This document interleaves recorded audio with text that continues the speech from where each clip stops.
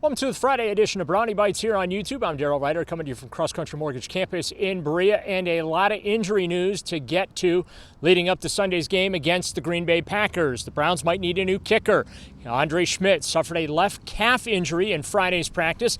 He is undergoing an MRI, and that throws the kicking situation into chaos. Yeah, during practice. Felt something. We'll get an MRI and see what it is. Felt something. We're doing the appropriate thing and getting him getting a look at it with some imaging, and we'll go from there. We'll get the imaging back first, see what it says, and we'll adjust accordingly. Unfortunately, injuries are part of this game. Or guys out for whatever the reason. They broke a shoelace, so the next man has to be ready to go.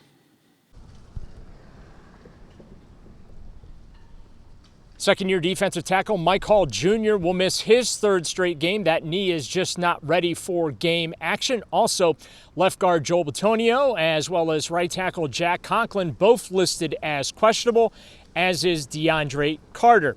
The Packers come into the game averaging 27 points per ball game as quarterback Jordan Love and running back Josh Jacobs really leading the way there up for the Pack. Jacobs has a rushing touchdown in 11 straight games. Green Bay's head coach Matt LaFleur certainly has their offense running like a finely tuned machine. Yeah, Coach LaFleur has always done a great job really going back to when he was a coordinator, and then there in Green Bay, they really do believe in the marriage of the run and the pass, and that comes true with their run game and their play actions.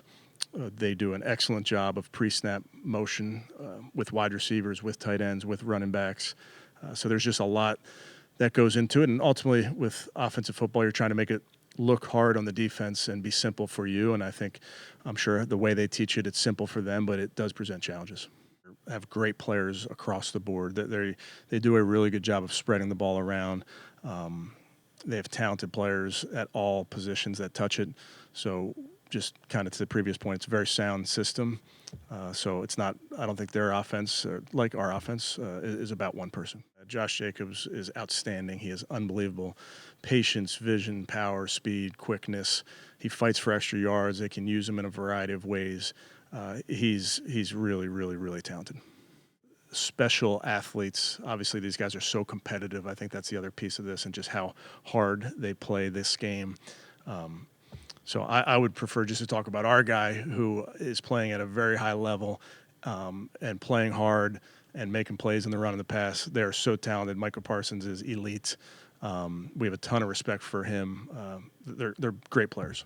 Myles Garrett and the Browns defense certainly going to have their hands full on Sunday, but Cleveland does have the number one ranked overall defense right now. The Packers are number 3. Now, while Garrett doesn't play against Micah Parsons, the dynamic pass rushers certainly are the headline acts Sunday afternoon. And the kid's special, man. You got to see it in person this offseason, but, watch film really since he got in the league. His change of direction, his explosion off the balls, get off. His suddenness, and he's a little bit shorter as a rusher, and that gives him leverage angles that some guys just don't have naturally, and he's able to use that to his advantage. And he's just ferocious and relentless when he's out there. He's a fun rusher to watch, and if you're up and coming, you want to learn how to rush, and as a high schooler, college player, he's one of the guys you have to watch. We'd see each other around and different events or Pro Bowl, and there was a common respect and appreciation for one another's game, and just grew into what it is now. Who's a better player? I guess we'll have to see by the end of the season. I think we're two of the very best. Of this generation. So just got to continue to lead the way, and there are definitely some other names in that conversation, but I think saying that he's in it and that I'm in it is not out of the norm. We talked about it some. We'd had conversations, and I wouldn't say he was constantly asking for advice. He's wise enough at his young age, and he's got all kinds of people around him to help guide him through this decision making, and he knows the business pretty well by himself. But whenever he wanted my ear or some words of advice, I had no problem lending him either. Holy shit, he did it. I think that was the same thing that went through most people's minds, and the 47. And I remember him talking about, we were sitting in the sauna during the offseason. He was like, if I get a deal, I'm gonna beat the out of your deal, and he went out there and got it. So that was part of the I guess the humorous part of the deal. And then him texting me, talking about, did I do right? And I was like, nah, you did perfect. So I'm just glad to see him, get what he's earned, and he's worth every dollar. He's shown that, and him and that defense have been on a tear. He's a lot younger than me, so I guess that has something to do with it. But no, I'm proud, and I'm glad he went out there and got the deal that he went out there and earned. Most importantly for the Browns, not allowing an 0-2 start to turn into 0-3, and the season beginning to spiral out of control is certainly critical this weekend. No, I've seen a lot of intensity on getting it right, and whether it's redoing it, communicating, over communicating. I've liked the amount of emphasis that's being placed on getting it right now, and I think it's what we need. There's 0-2, but